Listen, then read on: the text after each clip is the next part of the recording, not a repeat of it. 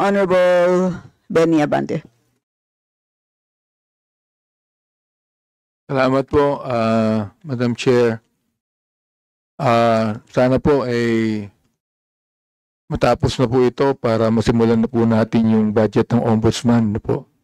But anyway, palagay ko po ay alam na po ng taong bayan ang mga nangyayari sapagkat karamihan po ng ating mga colleagues ay nagtanong na tungkol sa confidential fund.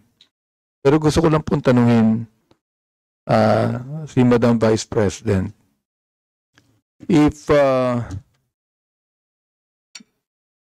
representatives of the people, like this House, has all the right to scrutinize the budget of any agency. Madam Chair. Madam Vice President. Madam Chair, is it a question? I think it's directed to the House. No, I'm asking you the question, Madam Chair. I'm asking the question to the resource speaker if she believes that this House, being the representative of the people, has the right to scrutinize the budget of any agency. Right, precisely. That's why I say I will leave it to the Only House yes of or no, Madam Representatives to decide Madam on Chair. the proposal Madam Chair, as presented. excuse me, Madam Chair, that can only be answerable by yes or no. We, again, Chair would like to remind our guests to please be responsive to the queries of the members in the most direct manner. So please proceed, Madam Vice President. I already answered. Answer po ba yes or Madam no? Chair, perhaps my ears are not very clear, so I would like to find out if she answered yes, Madam Chair. And I will leave it to the House of Representatives I to do not decide on want the her to explain, Madam proposal Chair. as Madam presented. Chair, she has been answering the same answers since we started this query and this hearing. What I just want to ask, Madam Chair, is very simple. A simple answer of yes or no. Does the Vice President believes that this House has all the right to scrutinize the budget of any agency?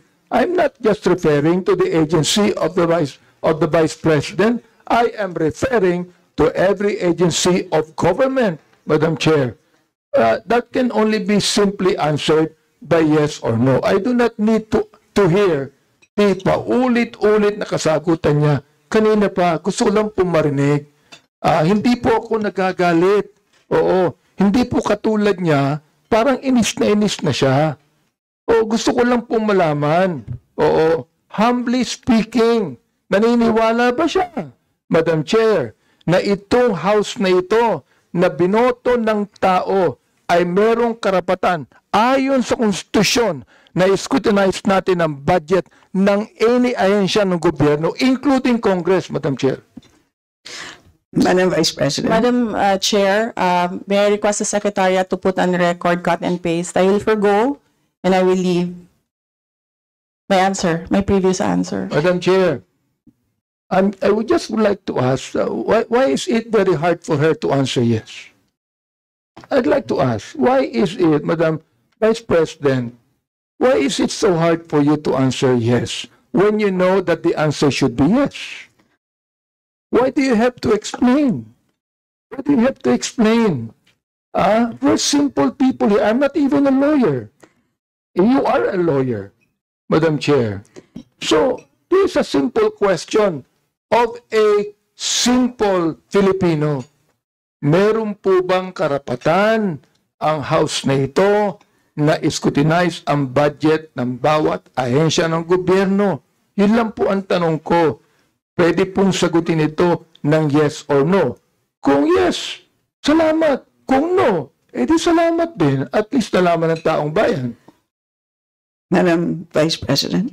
Madam Chair, I will forgo the opportunity to defend the OVP 2025 by question and answer. I will leave it to the House of Representatives to decide. Order, please. Point of order, Madam Honorable Chair. Abante, you may proceed. I do not need her to explain, please. You have been giving the same answer for hours.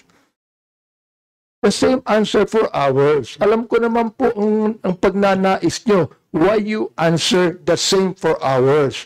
Ngayon po, iba naman ang tanong ko. Ang tanong ko ito, tatanungin ko uli, Madam Chair, meron po bang karapatan bilang mga representante ng taong bayan sa bawat distrito at party list na mag-scrutinize ng budget ng bawat ahensya ng gobyerno? Hindi po natin pinag-uusapan dito ang confidential fund. Ang pinag-uusapan po natin budget.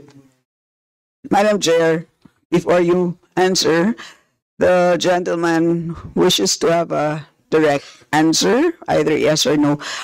Are you going to provide a direct answer? Honorable Abante? So, what is the answer? I asked whether our Madam Vice President will provide a direct answer to your query, and the answer is no. May I know why? Madam Vice President? And her answer is no as well. I don't think that would be the right answer, Ms. The question is, may I know why? And her answer is no. Would that be the right answer to the question why? Madam Vice President, you wish to comment? Madam Chair, hindi dahil hindi nyo gusto yung mga sagot ko, hindi nyo gusto yung manner ng pagsagot ko, at hindi nyo gusto ang mga sinasabi ko, hindi ibig sabihin na hindi ka sinasagot. Madam Chair, point of order. Yes, Honorable. Mali po yata ang sinasabi niya, hindi nyo gusto, hindi yung nyo. Madam Chair, wag niyong isali dito ang aking mga kasamahan dito. Ako ang nagtatanong. Sabihin mo sa akin, hindi ko gusto ang tanong mo. Yun lamang ang dapat niyang sabihin sa akin. Sapagkat hindi ko rin gusto ang sagot niya. Madam Chair, ganun lang. Oo.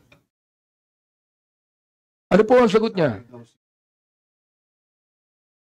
Madam Vice President, you wish to Madam Chair, answer? There's no question. The Honorable Abante is asking for a question, for a response. Ano po ang sagot niya? Yan ang huli po niyang sinabi.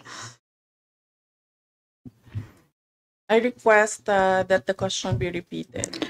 Honorable Abante, kindly repeat your question, not to be The answer is included in your time. To please repeat your last question. Ito po, ang tanong ko kanina, meron po bang naniniwala po ba ang ating Vice President na meron pong karapatan ang mga representante ng taong bayan, ng mga distrito at mga party list na scrutinize po namin ang budget ng bawat ahensya, hindi po lang ahensya niya, ng bawat ahensya ng gobyerno?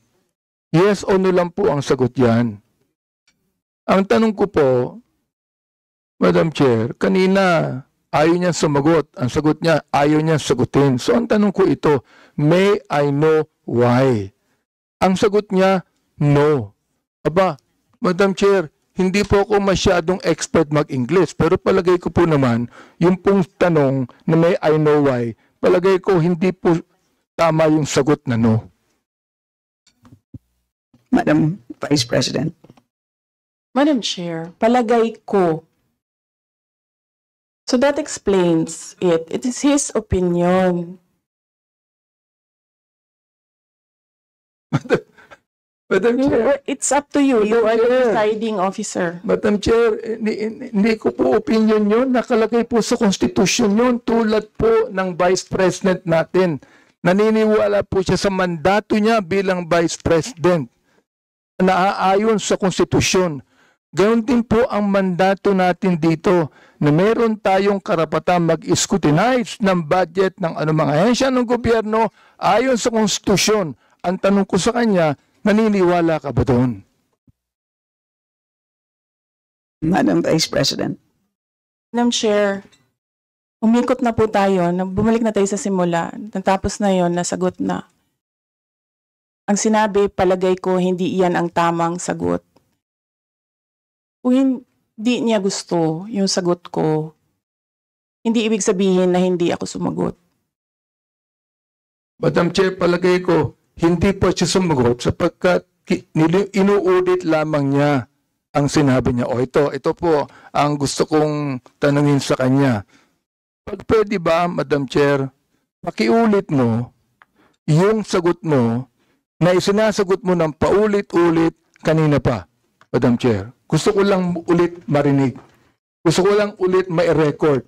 Pakiulit mo lang ang sagot mo sa lahat ng mga tanong na tinatanong dito mula pa kanina. Madam Vice President. Madam Chair, I do not want to assume, so I would like to be clarified. Is this the OVP 2025 budget proposal or the confidential funds? Madam Chair, sinabi ko budget eh. Hindi ko sinabing confidential fund. Sinabi ko budget. Medyo mahina yata ang tenga ni Vice President eh. Sinabi ko budget eh. Hindi confidential fund. Sinabi ko na wala akong pakialam sa confidential fund. Ang pakialam ko ganito. Meron pang karapatan. Naniniwala ba siya na ang Kongreso ay merong karapatan mag-scrutinize ng budget ng anumang ehensya? Yun po ang tanong ko. Sagutin po niya yes or no. Ngayon, ayaw niya sagutin ng yes or no, sabihin niya sa akin ang sagot niya kanina ng paulit-ulit sa lahat ng mga tanong ng ating mga colleague. I will forgo the opportunity to defend the Office of the Vice President 2025 budget proposal by question and answer, and I will leave it to the House of Representatives to decide on the proposal as presented. Madam Chair, maraming salamat po. Ibig sabihin po, yung kasagutan niya na paulit-ulit, naniniwala siya na merong karapatan ang Kongresong ito na i-scrutinize ang budget. Kahit ang budget na yan nagsimula ng 2023, meron pa rin karapatan ang Kongresong ito na i-scrutinize ang budget. Maraming salamat, Madam Chair. Maraming salamat po, Vice President. Salamat. Next to interpolate is Honorable Richard Gomez.